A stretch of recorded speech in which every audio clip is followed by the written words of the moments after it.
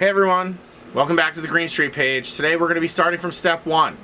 What do you do when you have a vacancy? How are we going to go through that process, and what are the best steps to getting the best person in your rental property for you, depending on what type of property it is. So what I'm going to do is explain a little bit about our process today, and then that should help you if you would like to apply it to your own properties, if you're a budding property manager and just looking for some advice, or you're a property owner and you have your own property and are looking to kind of turn to a professional and see what they would do in your shoes. Or hey, maybe you're just looking to hire a property manager and we're helping you see how there's a window into what we'll do for you. And starting out, when we're renting your property, the first thing we're going to do is take really good professional pictures, make sure the property's clean, make sure it's ready to go. You never want to rent a property before it's presentable.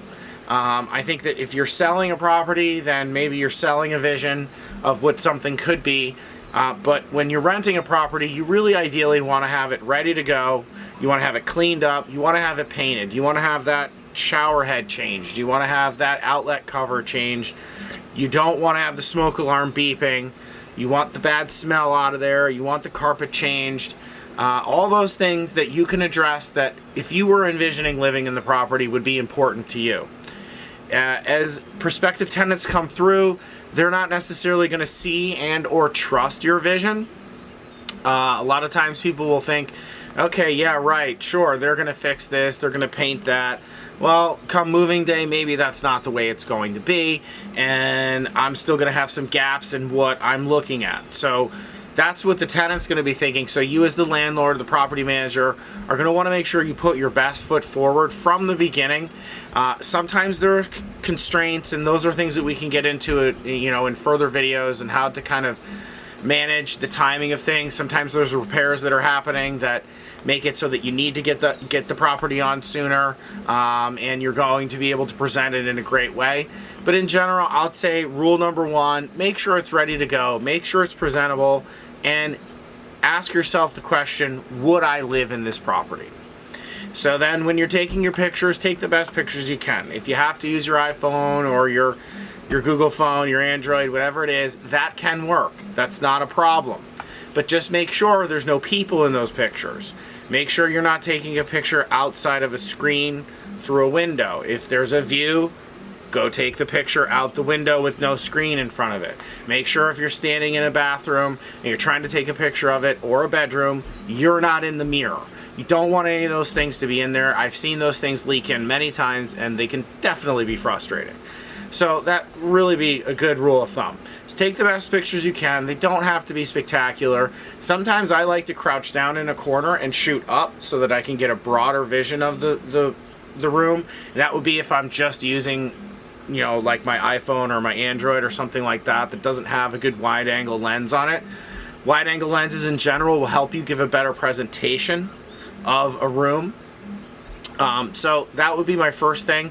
And then in terms of advertising it, what we do is we will syndicate it. So we have Zillow Group, we have Apartment List, we have Apartment.com, there's Trulia, which is part of Zillow Group. And so essentially we have a whole basket of internet companies that we're going to advertise your property on. So you're going to get a really good exposure, if you will, in terms of, papering it out there. Anybody looking for properties in the area that we have a unit listed for you, someone's definitely going to find it. And to that point, a lot of times we'll say, do we need to put it on Craigslist? And I'm going to be honest with you, putting it on Craigslist is a great idea.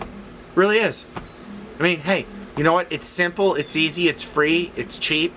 Free. There's something cheaper than that. They let you put the pictures on there. You can type up your own ad. When we do it, we're able to make it look like a flyer, and it's sort of like a presented ad, and it looks, much more professional. But if you're just doing it yourself, do the best description you can, put the best pictures you can in there, and put it on Craigslist, because it's absolutely worth it. And update it. They have that great updating feature, so you can go in there and you can just click update my ad. It's not like it used to be where it's difficult. So absolutely I would do that.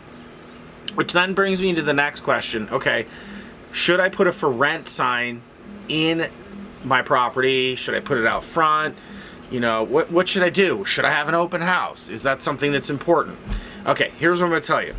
You want to put a for rent sign in front of your property, then your neighbors are going to call you. Their neighbors are going to call you for their friends, and they're just going to want to know how much it's renting for, and they're just going to want to know who you moving in there and who's kind of generally watching the property, and it's going to be more of a looky-loo type situation. So I'm going to tell you right now, it's absolutely not worth it to put a for rent sign up, and I know that that sounds counterintuitive, but it really isn't.